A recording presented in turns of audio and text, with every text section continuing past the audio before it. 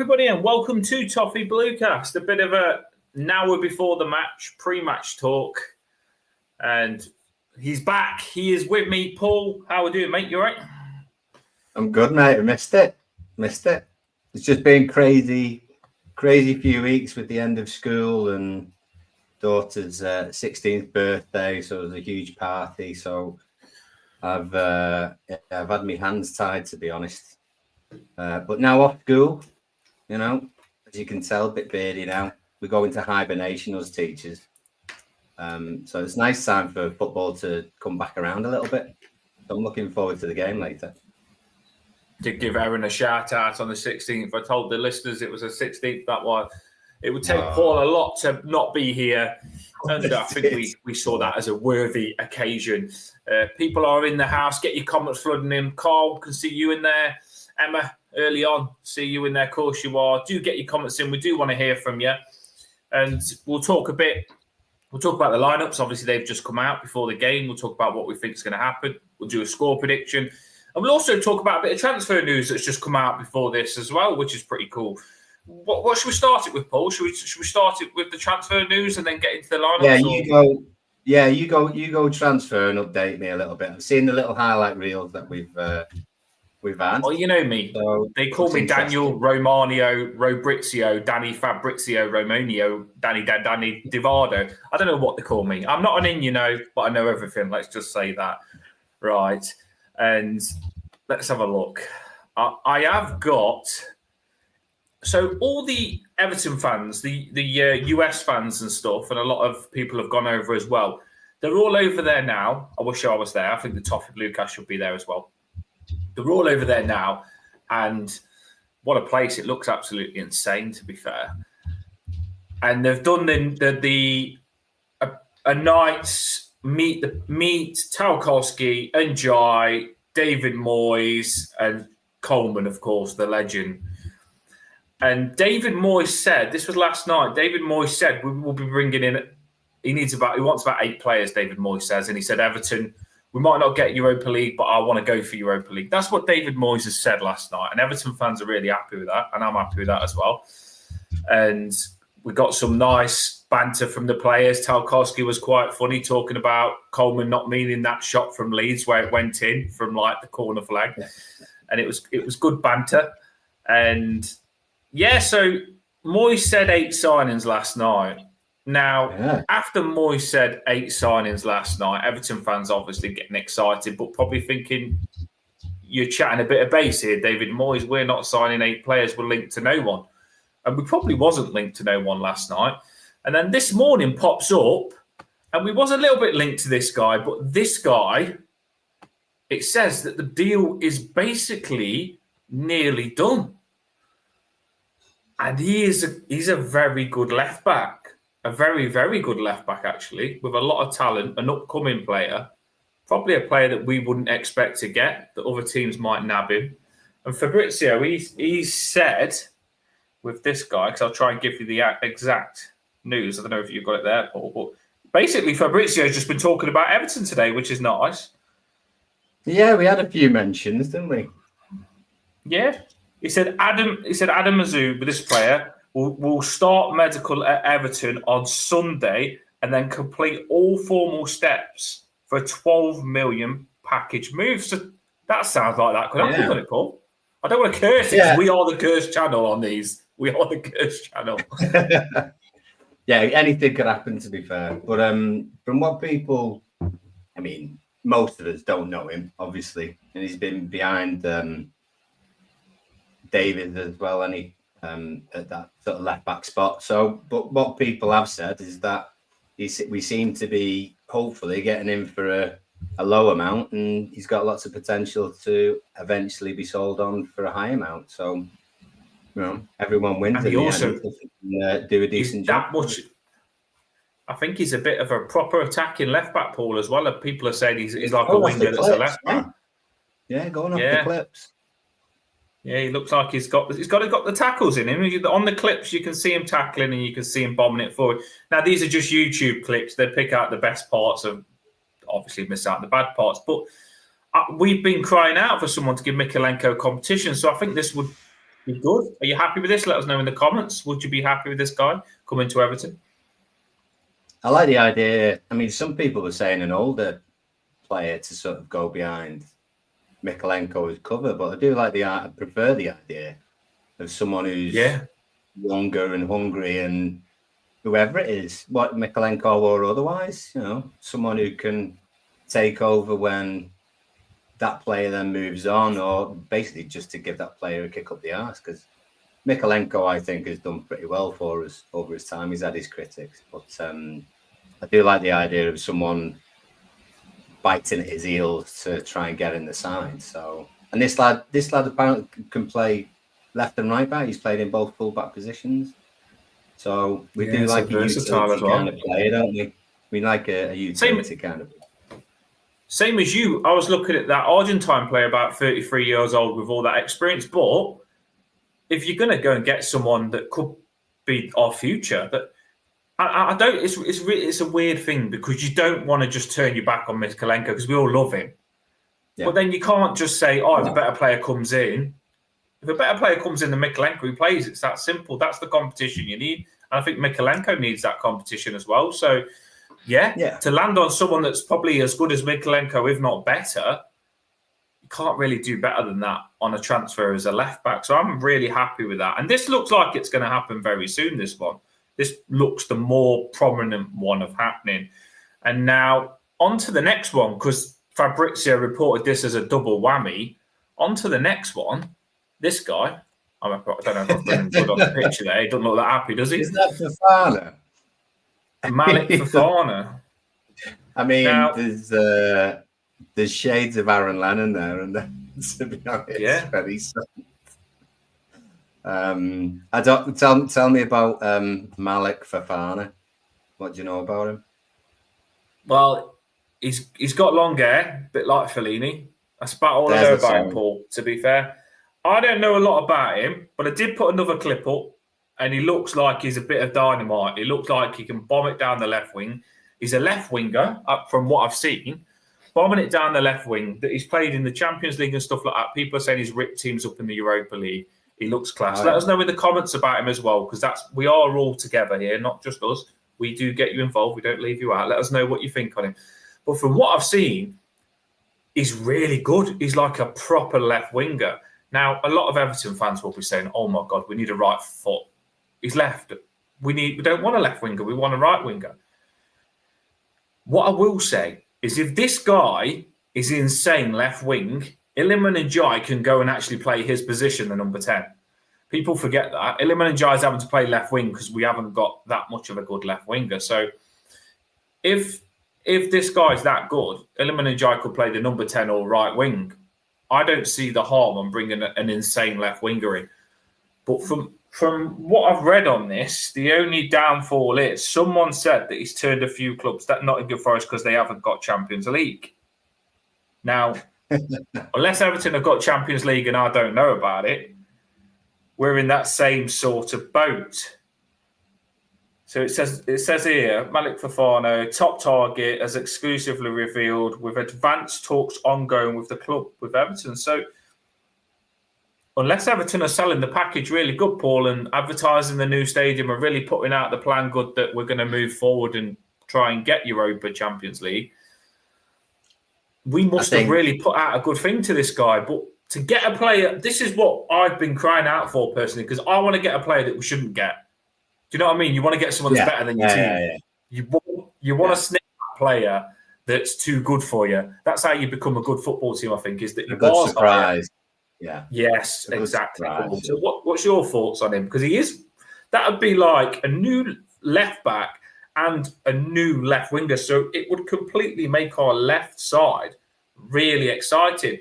Everyone is still crying out for our right-hand side needs sorted. But if Moyes has said we're bringing 8 players in, don't be fooled if we go and probably sort out the right-hand side and bring a right back and a right winger in next.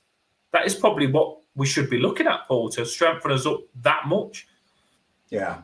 I think Dave said that he wants 8 or 9. Whether we're going to get 8 or 9 is another question. So I kind of hope we do. In terms of anyone that teams are looking at, and they say you want someone with Champions League football, that's an agent trying to do his best for his player, I think. In the end, it's about where he goes. So, and I think you get, Moyes will get the vibe off him about whether, if it gets to that stage, Moyes will get the vibe off him about whether we should have him or not. So, and to be fair, I trust David's judgment. Yeah, well, I'm not going to lie. I've been thinking to myself, I trust Moyes, but then when we're not linked to him, I am getting a little bit scared because we've got such a thin squad.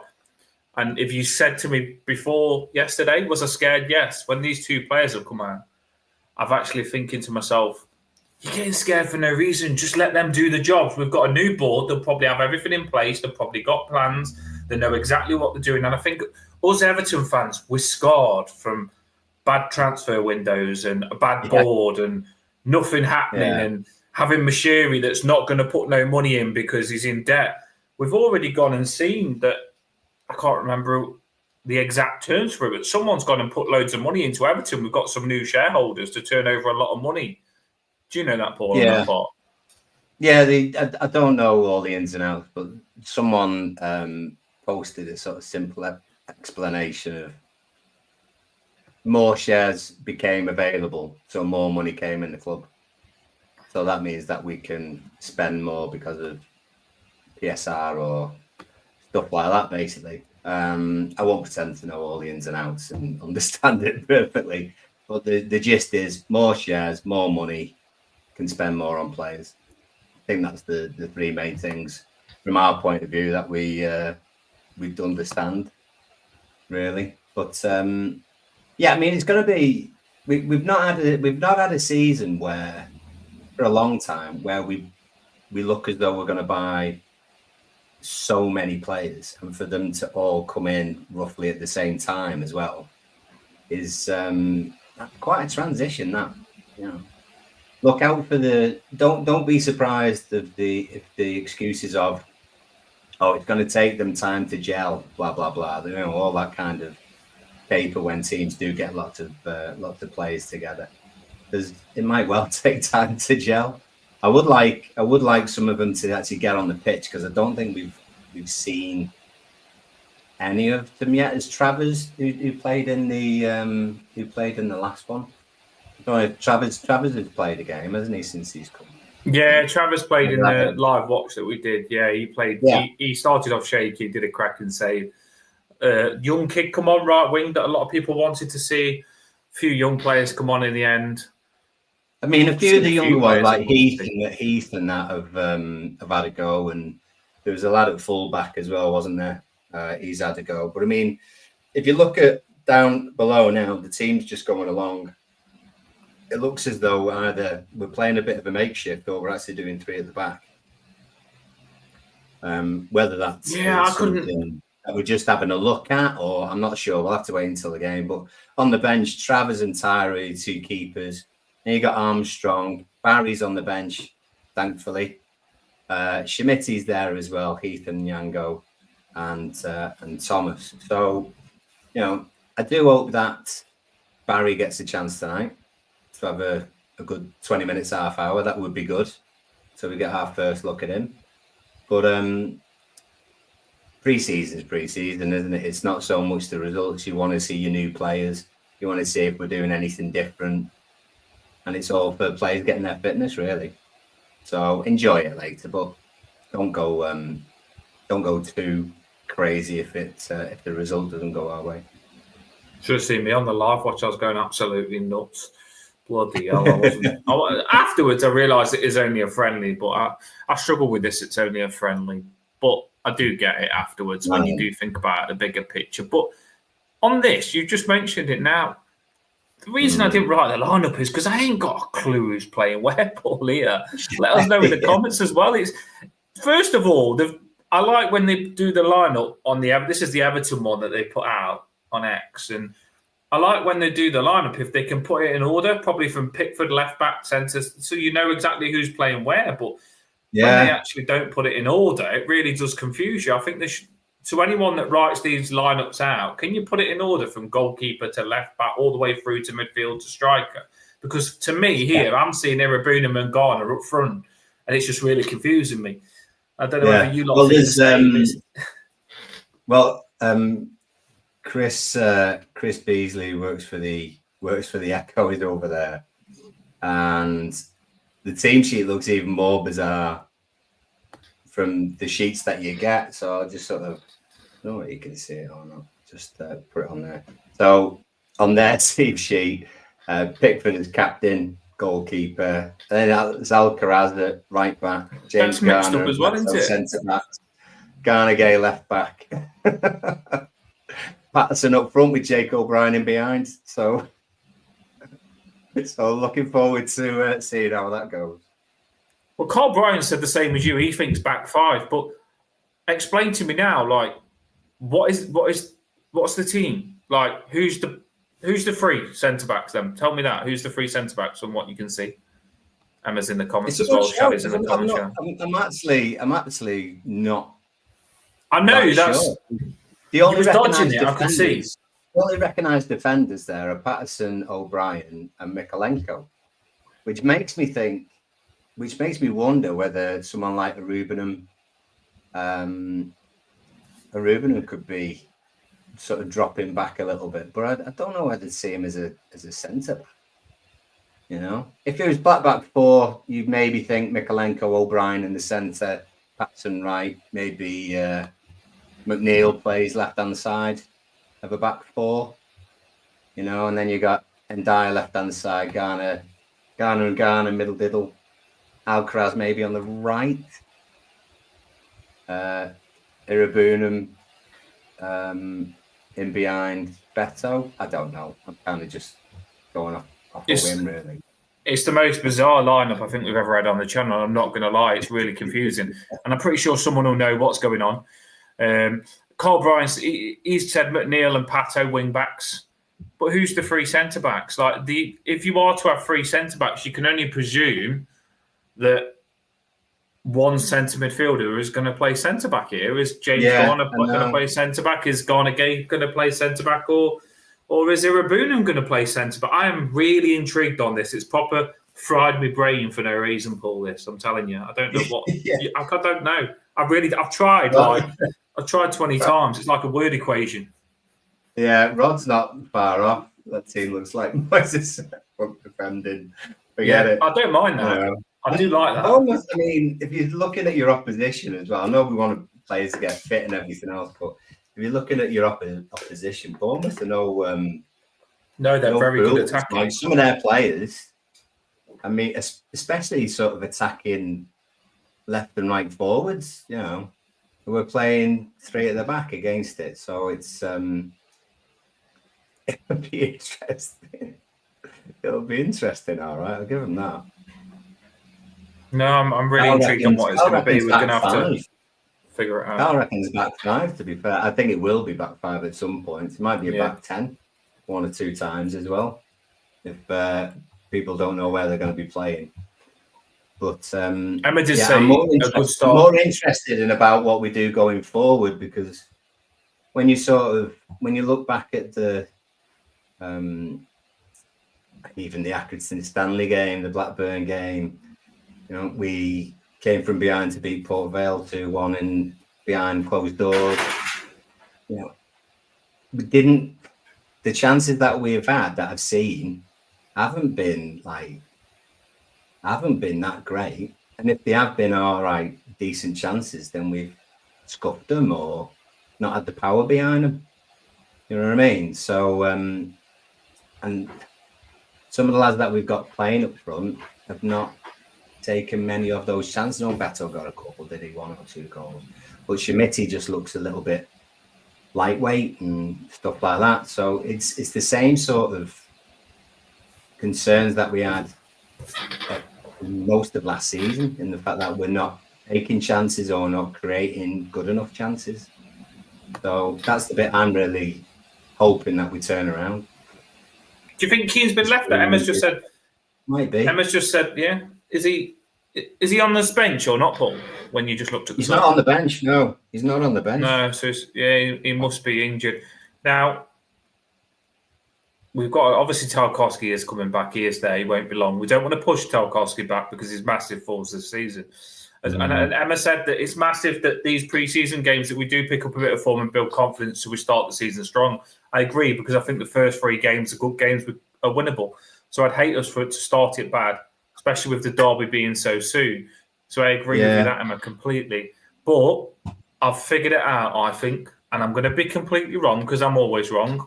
What I'm going to say, this is here, I think it's going to be Jake O'Brien, the middle centre-back. Garner, right centre-back, James Garner, which is the weird one. I think James Garner can play central defensive mid. We played him right-back. So I think James Garner is going to be the midfielder that plays in a completely different position. And then I think Mikalenko will play left centre-back, Paul. And that's the way. And then I think Patterson, right wing-back. And then I think McNeil, left wing-back. And it is going to be a back 3. So in my head, that's what it's going to be. And then you're going to get Garner, Gay and Alcaraz as the centre midfielders. That's all the only way I can figure it out, because we're all saying we're going to play a back 5. You're trying to figure out who's the 3 centre-backs. And for me, it's got to be O'Brien. It's got to be Mikalenko, like you said, Paul. So it's who's going to be with them too. And I think that James Garner is probably the only person. I couldn't see Garner Gate playing as a defender. I really couldn't. And I couldn't see Alcaraz playing that position because he's not defensive. Irabunum struggles with a defensive position, so I couldn't see it as him. Maybe it might be, but I don't think it will be. So I can only see James Garner dropping as a centre-back with them 3 as, but I don't know. I could be wrong, people. That's my guess. Yeah, I think you're probably right, to be honest. Just one thing in sort of comparing, it's pre-season, but I'm going to compare anyway. Bournemouth squad, they've got 5 more players available than we have in terms of on the bench. They've basically got another side on the bench. Like Semenyo and who else? Billing and 1 or 2 others. Scott is on there. So it just looks like we have got quite a few kids, 2 goalkeepers, and our boy Terry Barry on the bench. So, and it's quite hot out there as well, isn't it? So we might be struggling a little bit. I think it looks makeshift, and like we're sort of suggesting, maybe Keane is injured, or for whatever reason. Well, for whatever reason, you presume injured if he's not playing now. Tarkowski's obviously not ready, so maybe there's a reason behind it. It's going to be interesting. And it is. I completely agree. I think we've got to take the preseason game seriously. Maybe this is a kick in the face that we do need to sign players. I'd hate for us to get battered by Bournemouth, because I think when you're trying to push players to come to our club, taking a battering that everyone sees would make us look crap. I don't think it's a little thing, but I think it can make us less appealing if we get battered. So we need to play well. Keane is locked in the baseball stadium. Couldn't find the exit. Yeah, it wouldn't surprise me. I was actually, and I know this is really bad, I was not that excited about this because I knew Michael Keane was going to play. And I know that's really bad because we've just given him a new contract, and I'm behind him, I am, but he doesn't excite me. I'm sorry, but that's how I feel. And I wasn't that excited because Michael Keane was playing, but now he's not playing. I don't know whether I actually wanted him to play or not now, Paul, because this is a really makeshift team, isn't it? Against a good team in Bournemouth, by the way. They've got really good players. So, yeah, it's going to be an interesting one, but I'm excited. The biggest thing I think every Everton fan has been looking is Tierno Barry playing, first of all, which he isn't? Is he on the bench, which he is? Beto has got the number 9. Beto is our new number 9 from what I've seen. He's signed an Everton fan shirt, and he's signed it as Beto and number 9 underneath. So Beto is our new Dixie Dean, right? He is. It's going to be better, to be fair. He's going to look at Paul's face. Look at his face. I think Beto's going to be insane this season, and I think he'll rise to the number 9. And I'm glad he's gone and took the number 9 back. You know what? I'm going to show you how it's done now. Calvert-Lewin's gone. I'm going to smash it up, and I'm glad. I'm interested to see what this number 9 brings out of the ball, Paul. I really am. I can't wait. And he could play well the tonight, number 9 thing. Yeah, the number 9 thing. Yeah, he's been there longer than the other strikers that we've got. He gets picked first. So at this stage, and DCL's gone. So at this stage, then yeah. He probably should be number 9. Emma says she loves it. He asked for it. The beast has got the number 9. You don't mess with Beto. If he asks for number 9, he gets it, mate. Because a lot of people did think Tiano Barry was going to get it, but he hasn't. And I feel sorry for anyone that's brought kits early, because I think Beto's number was 14, wasn't it, or something like that, and it's changed. 14, yeah, so it's 14 to 9, and some would have brought the Beto kit with 14 on the back, and I think that's where Everton needs to get a bit more organised and probably get the numbers sorted early. If you've got Beto with 14, it just means that you loved Beto before he became, the number 9. Yes, so fair. Yes, you are a true fan. You believed in him before he got the number 9 turned into the ball. That's true, Paul. I like it. So we can blame you all philosophy. Carl says, is it against the rules for Barry to sit on Beto's shoulders on corners? It would be a lot taller than 13 foot. I mean, that's 6'3" and 6'4". Yeah, it probably is. He's not far off. Yeah. I don't know why I thought 6 foot. I don't know why I thought 13 foot wasn't that tall. Yeah. I just imagined saying if Beto was on top of Tiano Barry, it would be like 30 foot. I'm surprised most teams don't do it anyway. You're not getting pulled up for a foul jumping on your teammate's shoulders.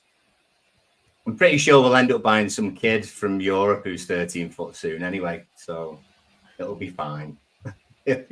He knows maths. He knows maths, as Carl. Yeah, Carl knows his stuff. Of course he does. That's why we love him. I am getting excited for this, though. I am. Sometimes I just love random crap. It's part of being an Everton fan sometimes. And I think it's excited me more than anything that I don't know what the lineup is. I like unpredictable stuff. I like stuff to go wrong. I like being the underdogs. I like that we're all confused before the game of what the lineup is, who's going to play where. One thing's for sure, we've got a lot of attackers on. So if we can attack, we've got the attackers on. We've got Alcaraz on. We've got Njai on. I think Njai needs to play better this game. And I love Njai, and I'll let him off regularly, but I think he's catching his fitness up. He wasn't that good last game when we did the live watch. He was the quiet one. So I'd like to see him live. Were they all quiet though? Were they all quiet? Yeah, McNeil really bad. McNeil really bad, and Jai really bad. Alcaraz really bad. Basically, we didn't really liven up until the young kids come on. There was miles better, but there was a game that I didn't see behind closed doors, but I did see the goals, and I thought Alcaraz's goal was fantastic. Did you see the Alcaraz goal that leaked from the behind closed door game? Yeah, the Port Vale game. Yeah, he ran onto it. Patterson put a cross in, and Alcaraz ran onto it late. And it was a really bad cross by Patterson where it's behind Alcaraz. But somehow Alcaraz has just smashed it in. Do you know where it looked like a shot's not even available and Alcaraz runs onto it and drives it in? It's a cracking finish by Alcaraz. So that got me excited. I hope to see a bit of that tonight. And we also seen a goal from someone that can't bloody cross a ball. Emma, how did James Garner score that absolute screamer if you haven't seen it? It was a he wasn't how can he not beat the first man? He wasn't crossing it. No. He must have believed in himself to go from it from there. Yeah, Moyes would have had his head off if he didn't score it as well, because, what a free kick by Jimmy Garner. He didn't do the Momo celebration, though, did he? He's only leaving that for proper games. Yeah. Because it's been I think it's gone, hasn't it? It's gone too long. New season. But we was all. I'll put my hands up. I've been giving James Garner a lot of stick because I think he's ghosting a lot of games, and I think he's not turning up and he's not showing himself and he's not shining like I think James Garner. I know James Garner can play better than what he's been playing basically. And when you want someone to step up in the middle, he hasn't been. And last game, I think he knows that he was getting a bit of criticism because a lot of people was on his back, and I think. Sometimes people say Everton fans get onto the players. But I think sometimes you've got to give them a boot up the arse. And I think James Garner has responded to a bit of criticism that he was rightly getting as well, because he hasn't been good enough. And hopefully he could turn it on this game wherever he plays. It could be centre-back. No, yeah, great. Everyone will probably have a go at the back at some point. Yeah. It's like me when I played my football match, Paul, yesterday. Get a centre back's going to be the main position. If I had my boots, I'd come on here centre back. I think they need me as well. Well, we'll think about that. Do you want to tell people how you got on in the first 5 seconds of your football game? Yes, to the listeners, right? I went to watch a football match to play for a football team yesterday, 11-a-side. I haven't played in 10 years. I'm 36 now, right? So I went to watch a football team, local one, but they had loads of players, and they was battering a team 7-0. I went over to the team at half time that was getting battered 7-0 and said, do you want me to put on some boots and shin pads and help you out? And they said, yeah, go on then. We'll let you play. So I put on someone else's boots that was my size, luckily, someone else's shin pads. And 6'2" me, I wanted to play midfield or up front and score a goal, but they said, no, you're going centre back. So I've come on the pitch at second half, 7-0 down, and I've come on centre back. And someone's got to try and take me on with his fancy tricks, hasn't he? And I've just yanked him right like that straight down to the ground, absolutely smashed him to the ground. And I thought, I've got to make a statement. You're not going to take me on. And the referee gave me a yellow card. This is my first movement. This must be the first thing that happened second half, me getting a yellow card. And my team that I don't know have all gone and said, calm down, you don't get a red. And I said, I'm calm. I just couldn't keep up with him that much. So, yeah, I got a yellow card in probably quicker than Ashley Young. So the bottom of the story is I will not get onto anyone getting a yellow card early. If Tarkowski or Ashley was gone now, anyone gets a yellow card early, I completely understand it now. You know what I mean? I understand it. But, yeah, my legs are hurting today. My legs are hurting, and I did play, and it was. I like the commitment, though. Very Gary Wackett, if anyone watches. You should have seen me when I come on. I was like Spartan. I put some cracking tackles in. I was like captain at the back. I was like, get out. I loved it. I did love it. I missed it, but I am getting older. Even more like Tarks now. Yeah, he calls me Tarky, doesn't he? He does call me Tarky. Yeah, I was Tarky's position, to be fair. And I was putting the sliding tackles in like Tarky. Really did enjoy it. It was a friendly, and I took it serious. So hopefully the Everton players take it serious. Right, people, we are going before the game, so we've probably got about 8 minutes now before we go. So we've had a cracking talk. It's cracking to have you back on, though. I know you miss it, Paul. I know you do. So we're making it sound like you've been gone a month. Only been gone a couple of days. It feels like you've been gone a month. It feels like it. I've been in some sort of weird summer term bubble. It's been absolutely. That's how good the Toffee. Yeah, the Toffee Blue Cast is that good. It's like when Everton don't play 1 week international break, you miss it, and that's what the Toffee Blue Cast is like. All of you lot in the comments, if you can hit that like, it's cracking. We aren't going to do a live watch today. We are going to let you just watch the game, and we're just going to let you get on with it. But we do want a score prediction before the game, so we do want a score prediction now for you listeners.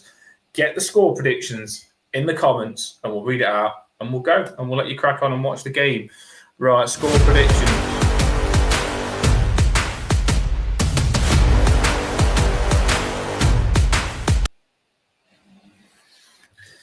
Here we go. This is the moment you've all been waiting for. We know you only come on for the score predictions. Everyone loves the score predictor. Paul, I am going to let you go first because I was dancing and I haven't even thought about it. What is your score? It's hard, this, isn't it? This is a hard, I feel, with that team as well. What's your score prediction? Hot weather, pre-season, some makeshift formation. I'll go 2-1 to us. I'm going to say, I'll say McNeil will get one, and Teza Baza as well in his 10-minute cameo will come on and score the winner. So McNeil and Baza, who's scoring for them? Let's say just having a look at theirs. I like their left winger of his playing. Van Ilsen. Evan Ilsen, if that's how you say his name. He's quite good as well. The Clivert is a Clivert player. No, I ain't looked at their team. I don't normally look that much at the other team. No, Clivert's not even on the bench actually. No, Tavernier's in there. Traore's in there. Senessy's in there. Brooks is in Senessy's.